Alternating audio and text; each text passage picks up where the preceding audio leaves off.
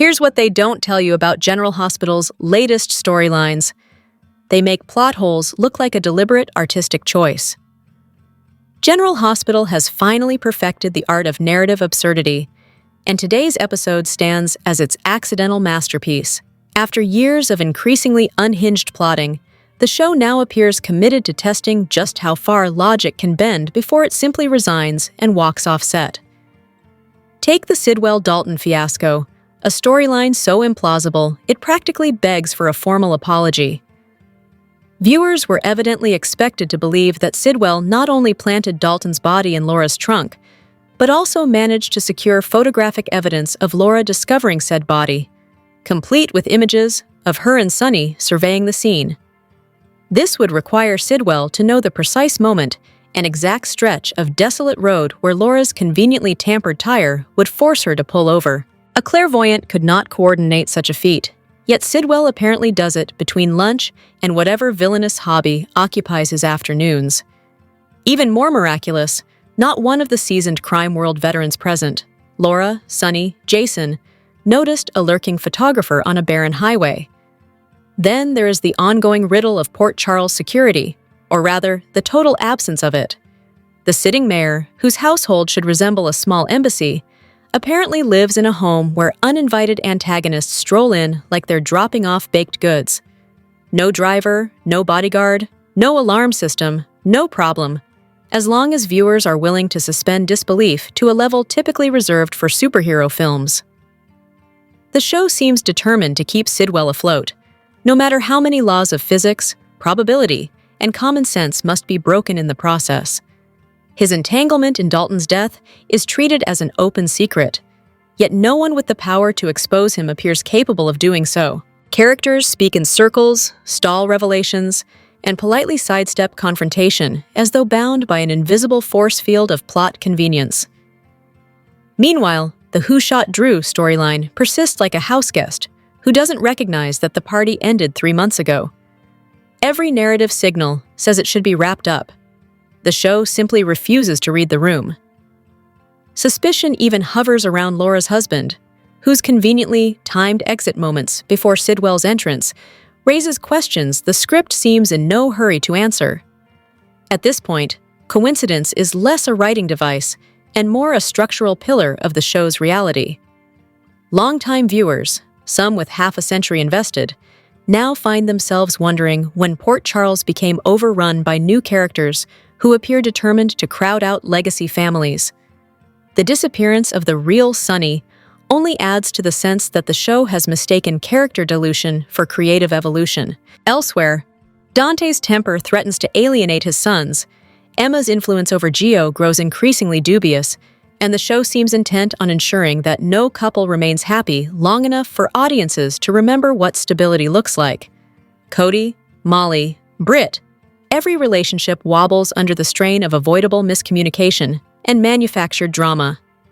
Emma, in particular, has evolved into the show's reigning emblem of self-interest, expertly demonstrating how to prioritize personal desire over collateral emotional damage. Yet not everything is bleak. Sonny and Rick's renewed proximity offers a rare glimmer of narrative potential. Two volatile forces whose alliance could, theoretically, energize a show that badly needs the spark. And as for Nathan somehow being perfectly positioned on that remote backroad to capture incriminating photos of Laura, naturally he was. In Port Charles, omniscience is less a supernatural gift and more a basic skill set for anyone with villainous aspirations. In the end, the problem is not that the show has lost its way. It's that it insists the audience accompany it on this increasingly nonsensical detour, with no map, no logic, and no guarantee of return. Here's what no one wants to admit about General Hospital. The villains aren't the problem. It's the heroes who are becoming unbearable. The dogs wandering through Port Charles raise an obvious question. Whose brilliant idea was, bring your pet to the mob boss's house day?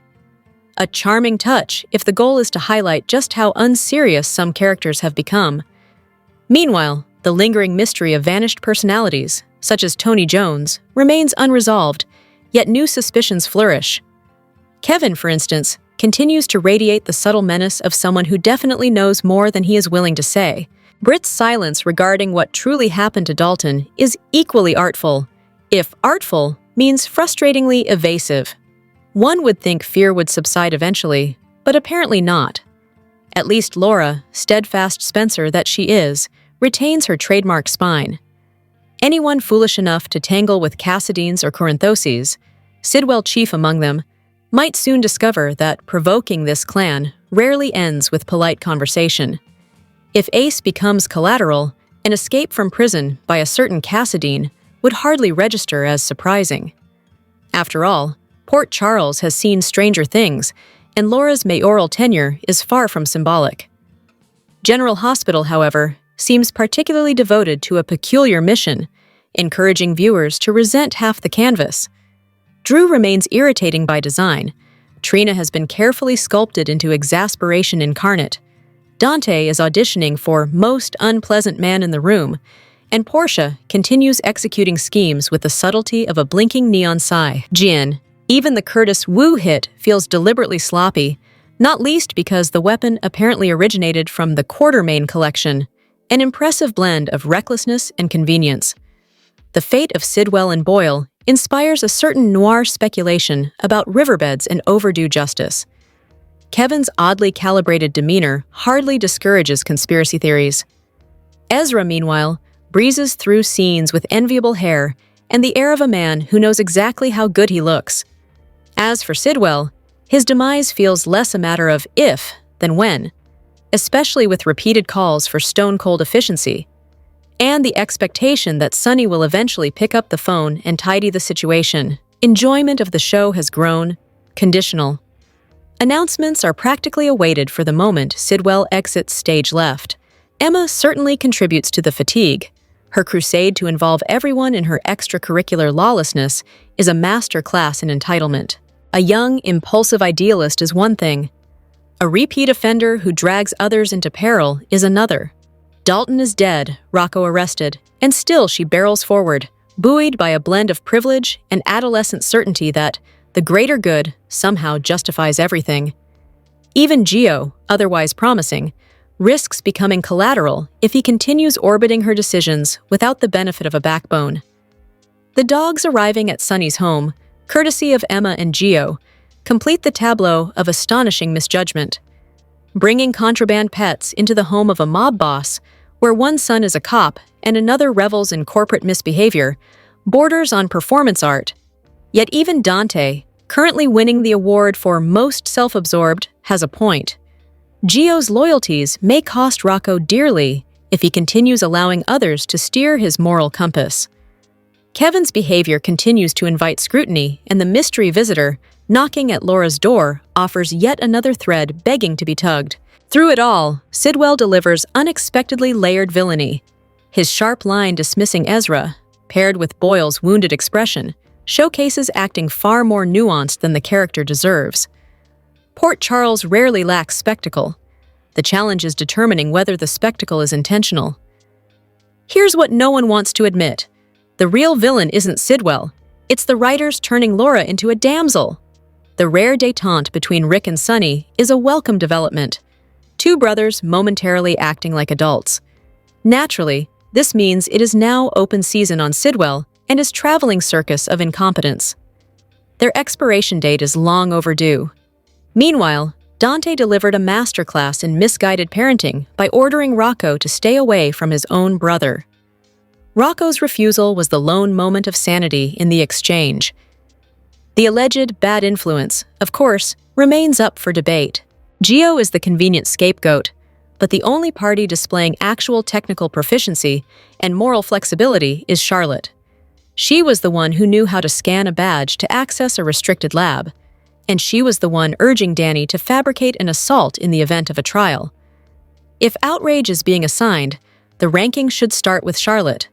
A whodunit seems to be brewing, with Sidwell conveniently positioned as the would-be corpse.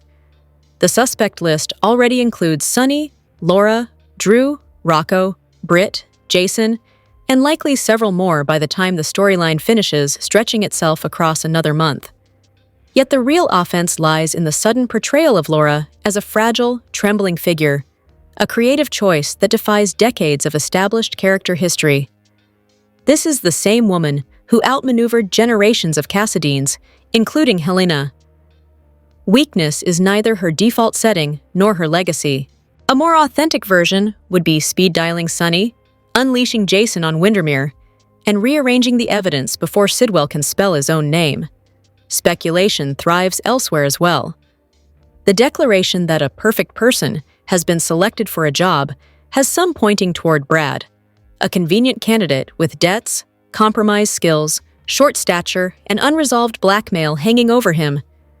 The theory gains traction with rumors of his return, though the overall mystery of who shot Drew shows no sign of wrapping up within a human lifespan.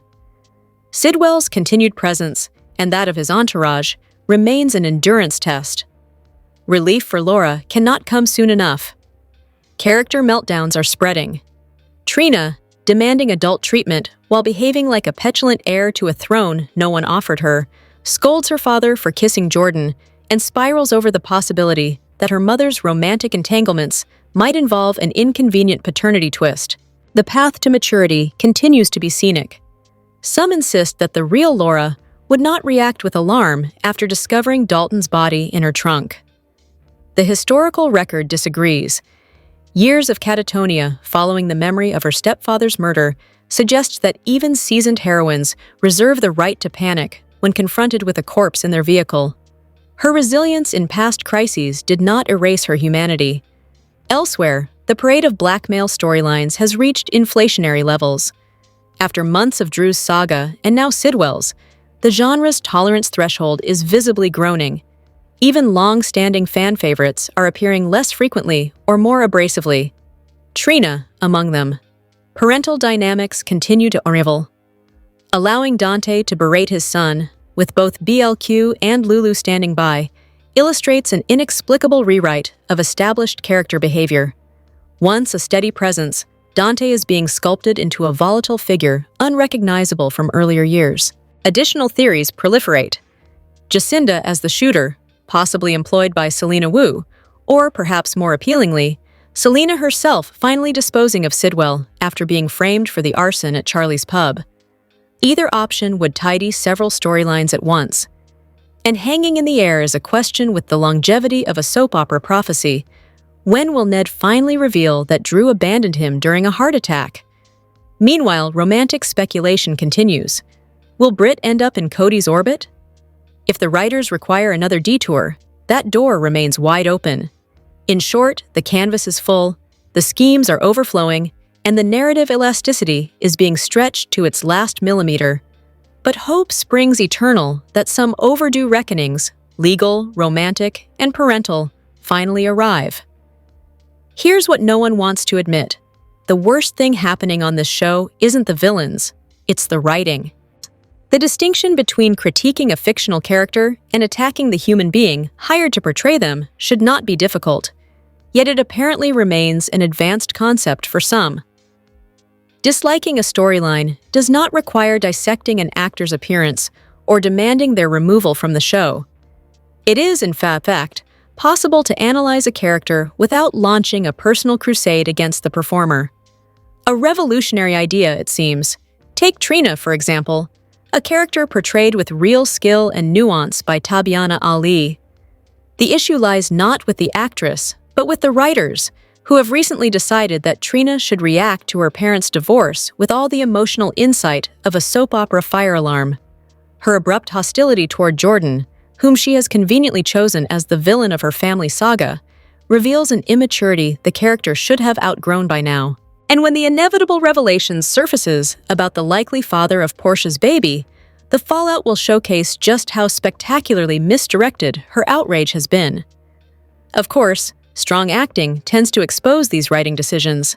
A good performer makes viewers love or despise a character on cue, Cameron Matheson being a prime example, having achieved collective detestation with remarkable efficiency. Meanwhile, the rest of the canvas is in similar disarray. Laura, once the gold standard of resilience, has inexplicably been rewritten into someone who crumples at the mere hint of a setup. This is a woman who survived trauma, political warfare, and decades of soap opera chaos, yet now dissolves because a pair of third-rate schemers waved manipulated photos in her direction. The logistics of these incriminating images, apparently taken from an aerial vantage point on a deserted road, defy basic reasoning. The writers, it appears, are now relying on magic drones. Then there is the ongoing Sidwell problem. A villain so overinflated he is now blackmailing Laura, menacing a child, and forcing alliances with professional bottom feeders like Boyle. His overdue final ride has been telegraphed so loudly that even Sunny and Jason should be able to hear it without assistance. Britt, sitting atop her mountain of withheld information, including Sidwell's involvement in Professor Dalton's death, could resolve half the chaos simply by speaking a complete sentence. Elsewhere, Curtis has confessed to commissioning Ms. Wu to eliminate Drew Kane for $1 million, only to immediately insist he definitely won't go through with it. An ethical stance best described as wobbly. Trina and Kai continue their amateur investigation into who shot Drew. Britt has managed to derail Cody and Molly with a misunderstanding only her brand of chaos can produce. And Dante is equal parts exasperated and unsurprised as Gio and Emma drag half the household into legal trouble. At least Sunny's parental advice finally landed somewhere productive, even if it was delivered from the eye of yet another storm. In short, the performances remain compelling, but the writing increasingly tests the boundaries of logic, character continuity, and audience patience. Criticizing these choices is fair game. Confusing fictional missteps with the real people doing their jobs is not. Here's what they don't tell you about Port Charles. The villains aren't the criminals. It's the writers dismantling every character in sight. The citizens of Port Charles have endured their share of chaos, but even by those generous standards, the current state of affairs resembles a demolition site more than a storyline. Take Gio, for instance, the lone figure in town apparently required to withstand Dante's peculiar brand of selective affection. Dante devotes every waking moment to Rocco while treating Gio as though basic decency is a luxury item. The disdain is so overt, one might assume it's contractual. Meanwhile, Laura, once a woman capable of staring down Cassadines without flinching, now drifts through the narrative with the bewilderment of someone wondering how she ended up in it. The transformation is so complete that the unthinkable becomes oddly reasonable. Perhaps it is time to retire the character altogether before the erosion becomes irreversible. Her current storyline is so disjointed, it nearly invites conspiracy theories, and, conveniently, a few emerge. There is, for example, the notion that Faison's final hobby involved cloning half the town, including Jordan, Nate, and Kelvin, with Britt as the lab technician who now carries the secret like a forgotten grocery item. Given this show's fondness for resurrecting the dead, there is a certain symmetry to the suggestion that Luke, Sam, and Helena should stroll back into town and restore some theatrical order. Unfortunately, the present-day crises offer little hope of such clarity. Characters continue making baffling decisions, none more so than the supposedly intelligent woman who recently opened her door to the very man framing her. The narrative insists on perpetual motion without delivering resolution, affection, humor, or even the faintest glimmer of optimism. It is an endurance test disguised as entertainment. Kevin, too, appears determined to contribute to the disarray. Something is decidedly off about him, and the theory that he may be tied to Sidwell, or perhaps serving as his own evil twin, Ryan, suddenly feels less far-fetched than it should. Laura has confided in him repeatedly, which all but guarantees disaster. The unnerving phone calls, the strange expressions, the oddly chilling embrace, each moment suggests that Kevin may be piloting the entire Faison-adjacent operation, including the mysterious corpse in Laura's trunk. Elsewhere, the show continues collecting unanswered questions like souvenirs. Is Ned awake? And if so, has he disclosed that Drew abandoned him mid-heart attack? Why did no one respond with even mild incredulity when Elizabeth spotted Willow's former wedding ring on her finger, despite its glaring symbolism and the astonishing lack of narrative acknowledgement? In any functioning social circle, such a discovery would prompt at least one raised eyebrow, if not a full interrogation. The younger cast members, meanwhile, appear locked in a competition for most spectacularly ill-advised decision. Emma barrels through the plot like a one-woman disaster franchise, dragging Gio into increasingly reckless situations, including potential breaking and entering charges, and refusing to exhibit even the faintest glimmer of growth. The term fanatic begins to feel like an understatement. As for Dante, his behavior continues its downward slide. The man radiates hostility so effectively one could almost admire the efficiency. And naturally, the mystery of Drew's shooter trudges on, destined to be solved sometime after the expiration of the human race. With all this swirling nonsense, it becomes easy to sympathize with the viewers who miss Sasha or beg for the tabloid-style rumor mill to cease. But this show has made one thing abundantly clear: coherence, closure, and character consistency are optional luxuries, not regularly scheduled programming.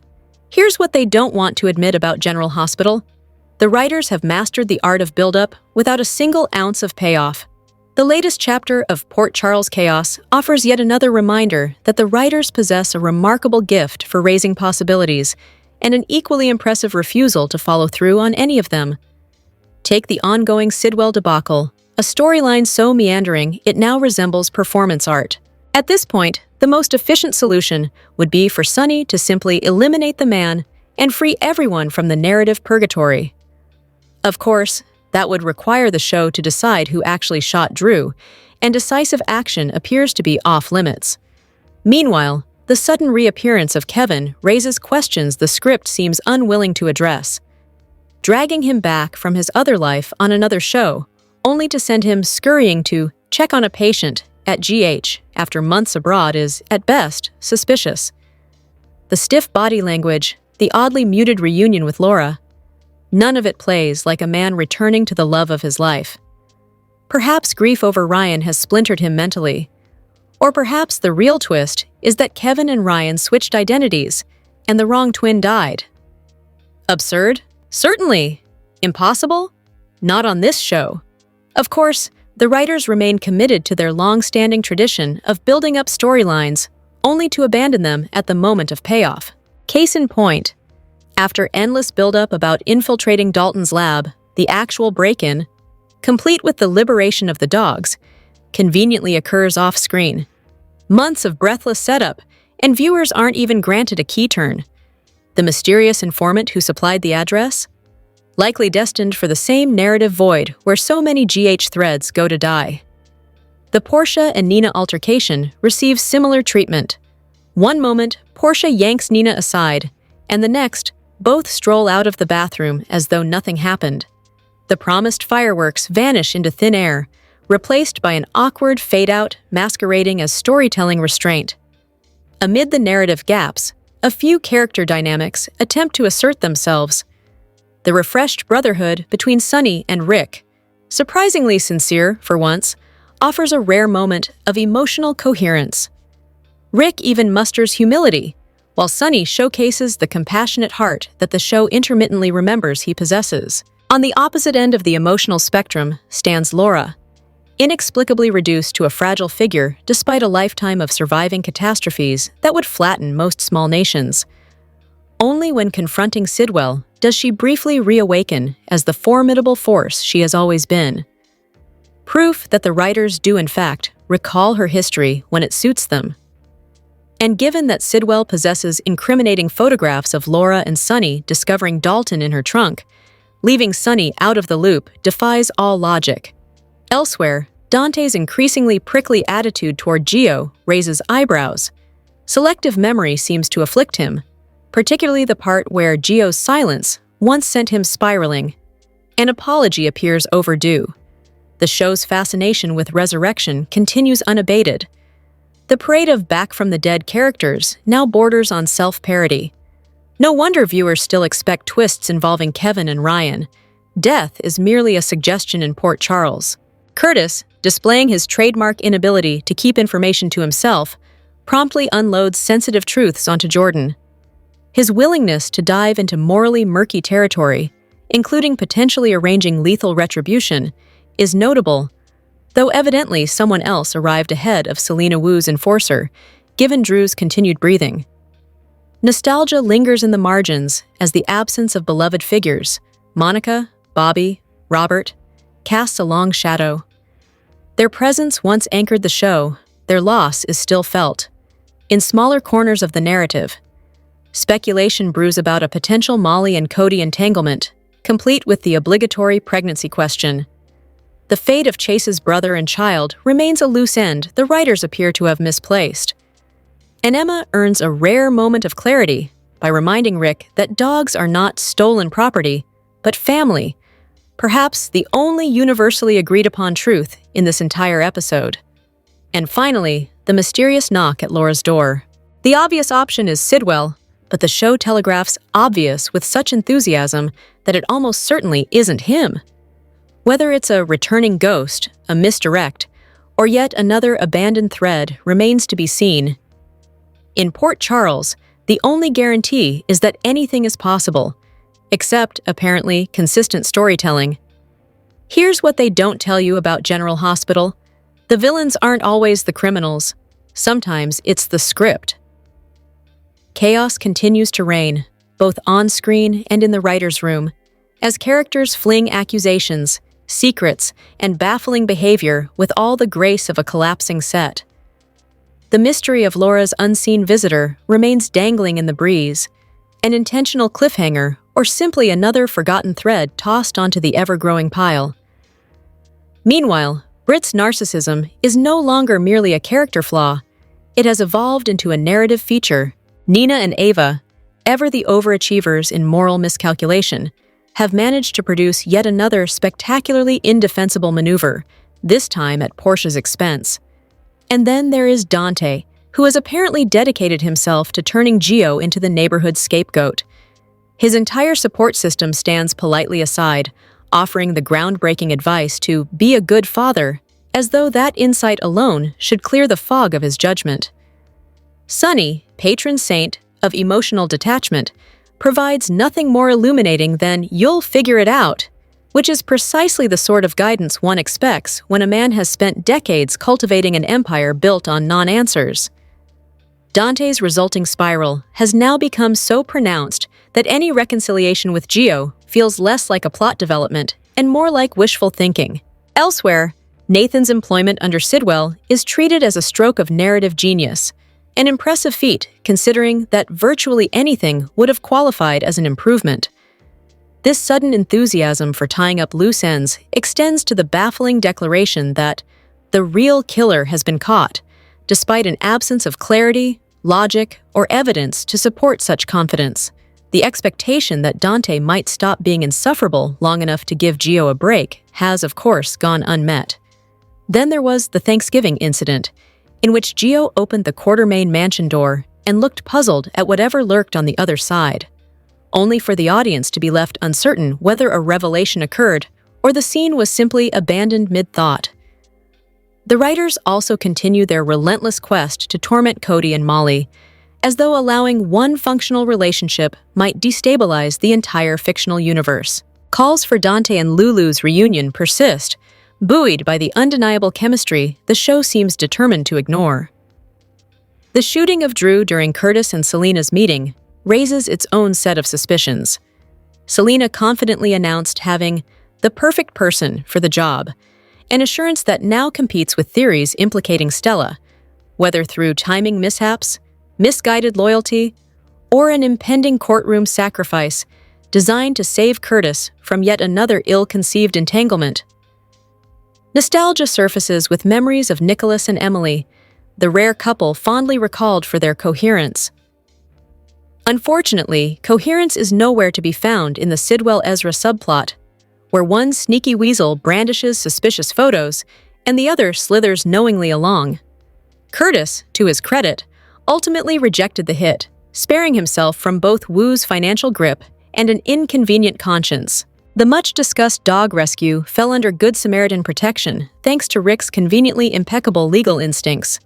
Speculation continues over Cyrus, alive, dead, or simply biding his time until the writers remember where they put him, potentially sweeping in to rescue Laura from Sidwell.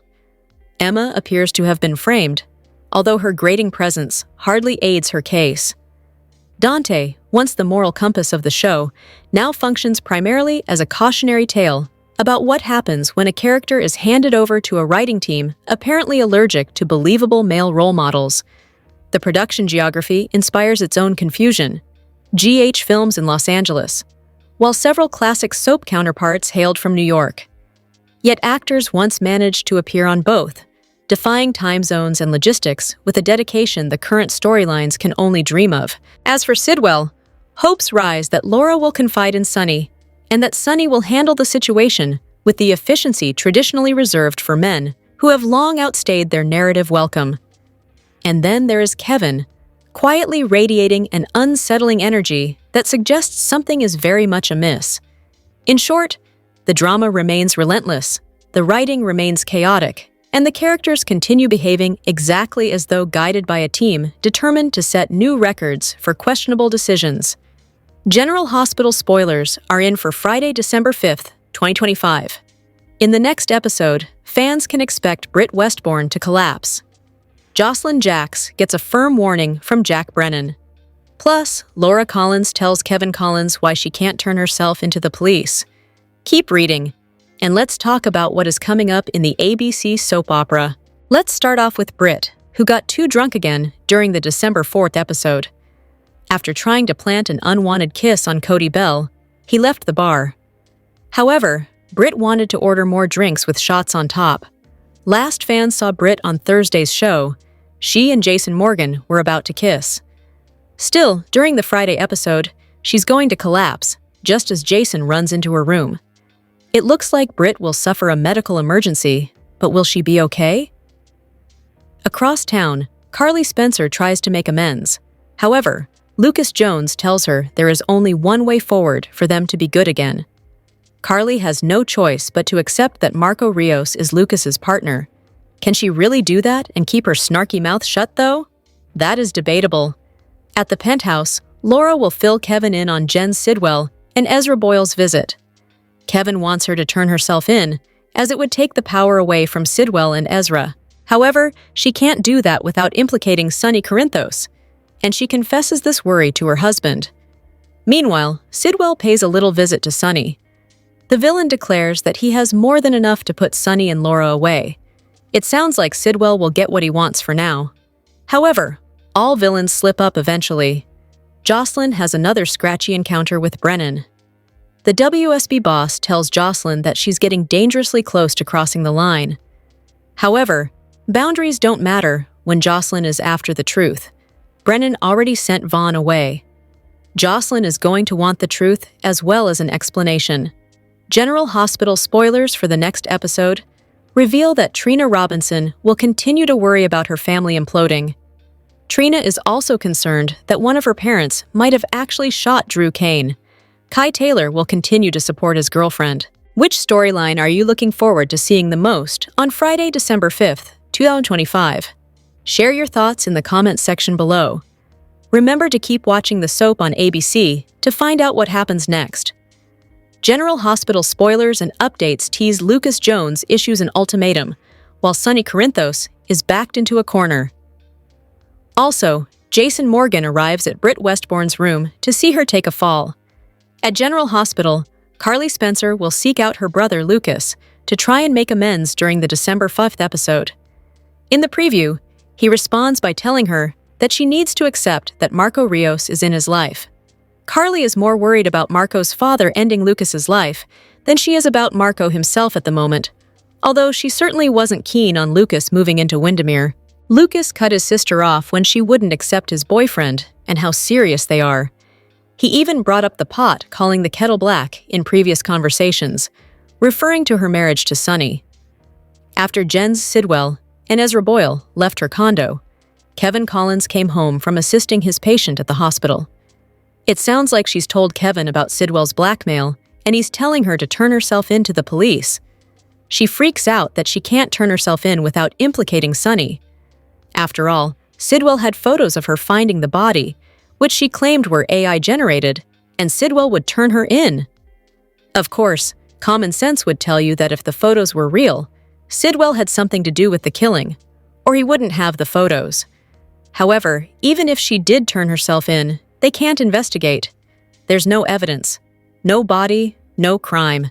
Elsewhere, General Hospital spoilers for tomorrow's show note that Jocelyn Jacks is called to the WSB office, and Jack Brennan gives her a stern talking to. He is not happy at all as he tells her there is a line that she was dangerously close to crossing. It sounds like she is there for answers as to why S. Vaughn has disappeared. She may not be able to reach him, or he reach her. Knowing Jocelyn and knowing Brennan, he probably told her Vaughn is on a secret mission and cannot be reached, and she confronted him with the fact that she doesn't believe him. It's also possible that he tells her the truth about what he did with Vaughn, and it was because of their disobedience that he was punished. In other news, Sonny's backed into a corner by Sidwell, who tells him he has more than enough evidence to put both him and Laura away. If Sidwell shows him the photos he has, Sonny may well react as Laura did and tell him it has to be AI. On the other hand, the clothing they are wearing in the photos may prove that they're not AI-generated, which would bring other questions. Who took them? Sonny's not about to turn himself in, but if he did, then he'd implicate Laura and Jason, who disposed of the body. Sonny can't even say no body, no crime, because that would implicate him in disposing of the body. Britt was very, very wasted when she was at the Brown Dog Bar, and after he finished talking with Damian Spinelli and Cody Bell left, Jason intervened. Jason was not going to let Britt drive home like that, but it sounds like after she dared him to kiss her, she may have anyway. But for whatever reason, Jason seems to have stayed nearby, and as he hears a noise, he rushes into the room to see she's passed out on the floor. Might she have been drinking because of the leverage Sidwell has on her? Or is there another reason? Britt will lean on Jason, perhaps in more ways than one, since not only is she emotionally messed up, but she may not be able to walk on her own. General Hospital spoilers report. Britt Westbourne is teetering dangerously close to the edge Gen Z Sidwell keeps warning her about. If she crosses him, she'll face potentially deadly consequences, just like she witnessed happen to Professor Henry Hank Dalton. Of course, Britt has a little bit of leverage on her side, but gambling with it would be just that, a gamble. Britt is furious that Sidwell stooped so low as to go after a child, and Rocco Falconeri at that. Given how much Rocco means to her, Britt is going to have a hard time gritting her teeth and taking this one on the chin. Maybe she won't. Britt is struggling to keep her feelings to herself, but she doesn't have much more room to lash out at Sidwell. He's made himself quite clear that he isn't in the mood for her questions or her demands. Still, that doesn't mend her heart when it's breaking over Rocco being in legal trouble for something he didn't do. Furthermore, she could sort of vouch for the state of the lab and undo this entire mess, but she would be risking her life doing it, and may not even be able to fix it if Sidwell beats her to the punch. Will she risk everything anyway to do the right thing and protect Rocco, even if it means running to Jason Morgan for help? Let's not forget that Sidwell is a little bit helpless without Britt. Dalton might have been expendable and a liability, but Britt is a little more complicated. Sidwell needs her to carry out her father, Cesar Faison's, work on his cold fusion project. Without Britt, he won't be able to see this project into fruition, and he sounds like he has a lot of energy, funds, and time invested in it. In other words, he really can't risk disposing of Britt, but he could isolate her away from everyone again, couldn't he? Although Sidwell's work is important to him, and Britt's remission is important to her, she may have to come to a decision soon where she sees the boy she gave birth to, Rocco, then called Ben, as the most important of all of these scenarios. If she doesn't see Rocco as being able to squeeze out of the sticky situation he is in, she could cave and expose Sidwell's operation for what it really is. This would likely earn her a major role in Rocco's life moving forward, one that Lulu Spencer and Dante Falconeri would struggle to deny. General Hospital spoilers reveal Michael Corinthos and Jacinda Bracken are falling for each other, but that doesn't mean this new romance is going to be a clean one. Since when has Michael gotten involved with any woman and not suffered consequences of that relationship? Jacinda seems like the ultimate pick. She's always on his side, always up for a good time, and always at his beck and call. But wouldn't any woman who is being paid to be those things generally turn out for the job? As Michael starts to blur the lines between employment of a call girl and romance, will Jacinda follow his lead, or might she think the rules of a normal relationship don't apply? Some fans have a sneaking suspicion that Jacinda may have something much different than a relationship with Michael in mind soon. If Jacinda has a conscience, she'll likely always feel a bit beholden to Michael for giving her a leg up in life. Listen, she was doing just fine as a call girl on the nicer side of town. It's not like she was slumming it with the worst of clientele. She was taking on politicians in her spare time. That says something about the level of business she was doing and the income she was probably bringing in. Still, it doesn't mean her line of work was good for her self-esteem, and Michael may have rid her of that by setting her up with a job as Nina Reeves's assistant. He might also be showing her that she can have a family and a healthy relationship like anyone else, but that doesn't mean she'll want such with him. Certainly, we don't need to pigeonhole Jacinda into having only two options in the dating pool, both in the same family. She's a woman about town. She's made a name for herself, and it may not necessarily be a good one, but that doesn't mean she couldn't have her pick of some less than great caliber men. You know, the Ezra Boyles of the metropolis. But Jacinda seems to stay pretty reserved about who she's interested in and why. So it's entirely possible that even though she's keeping herself warm at night with Michael, he's not where her mind drifts to when she's lying in bed next to him. Last week, we saw Christina hanging out at the Brown Dog Bar with Cody Bell and Molly Lansing Davis. When Jacinda walked in, it was all Christina could do to make a beeline to her and blame it on the discomfort of chilling with two people who have the hots for each other but can't seem to get over their initial shyness. In all fairness, she's right. Cody and Molly should be past first base at this point. Regardless, it shed a little light on Christina's interest in Jacinda, which seemed excessive since they had only just met.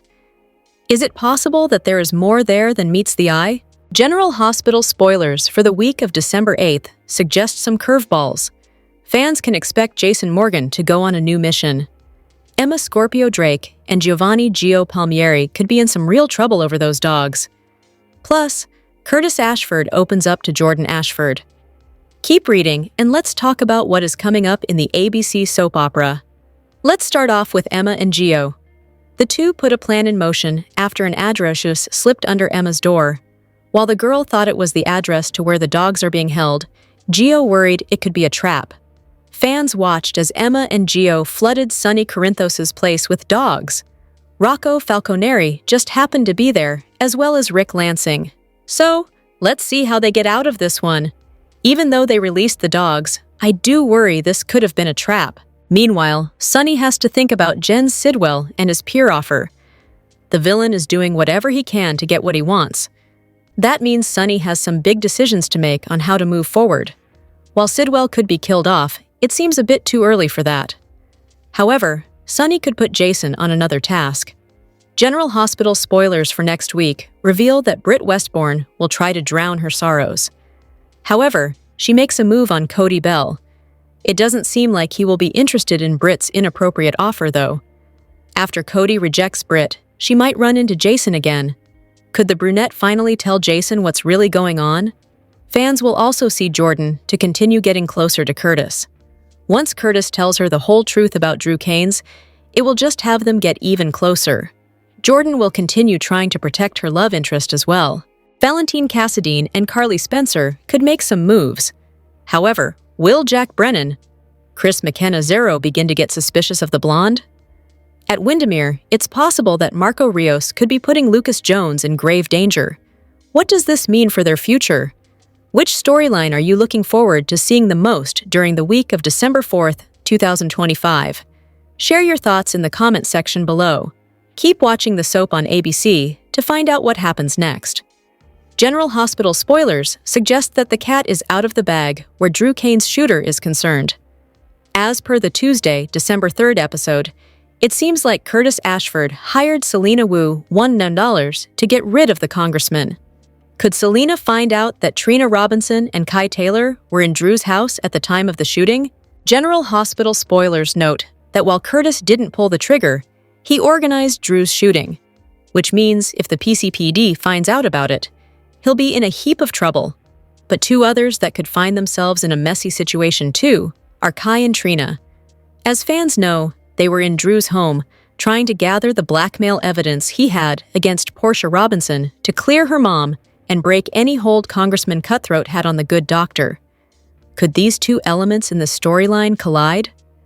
It's hard to say if Selena got her hands dirty and shot Drew herself, or if she unleashed one of her goons to do the job. It's also hard to say if she was the one who shot Drew. Ordering a hit and said hit actually happening are two very different scenarios. Plus, it wouldn't be out of character for Selena to collect that $1 and keep her mouth shut about not completing Curtis's request. Regardless, if Selena was the one behind Drew's shooting, the last thing she would want is two witnesses. Now, Trina and Kai didn't see who shot Drew, but Selena doesn't know that. Unlikely scenarios always become reality in soaps, so could Selena overhear Trina and Kai talking about the night Drew was shot? Could she learn that Curtis's daughter and her friend were in the house? She may only learn that tidbit and simply assume they saw her. Could either Trina or Kai end up on Selena's hit list? What happens when Selena learns about Trina and Kai's whereabouts the night Drew was shot? Comment below. General Hospital spoilers reveal a preview clip has been released for Thursday, December 4th, 2025. It shows Britt Westbourne targeting Cody Bell. Jen Sidwell threatens Laura Collins.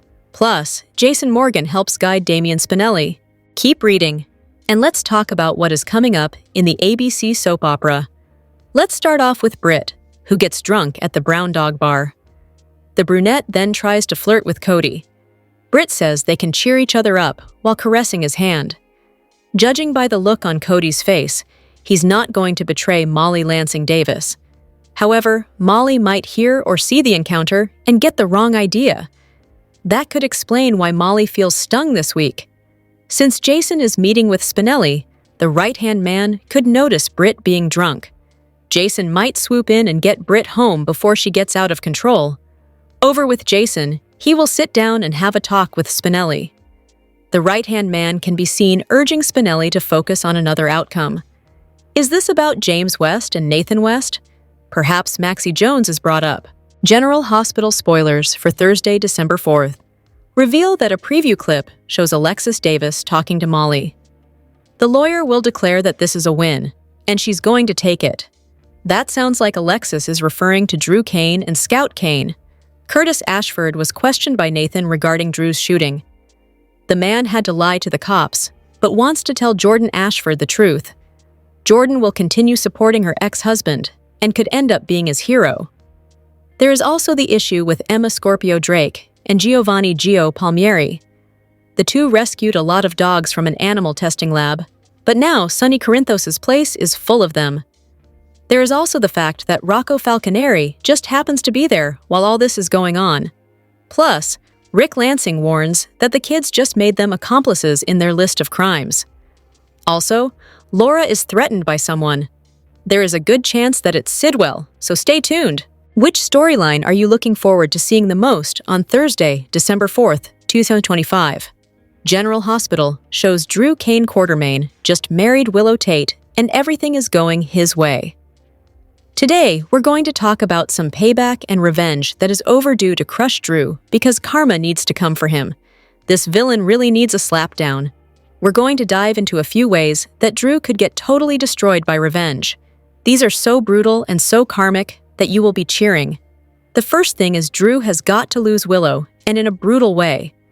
Even though Drew got his I do with the woman he stalked and harassed into marrying him, Willow definitely needs to walk away from Drew as soon as possible.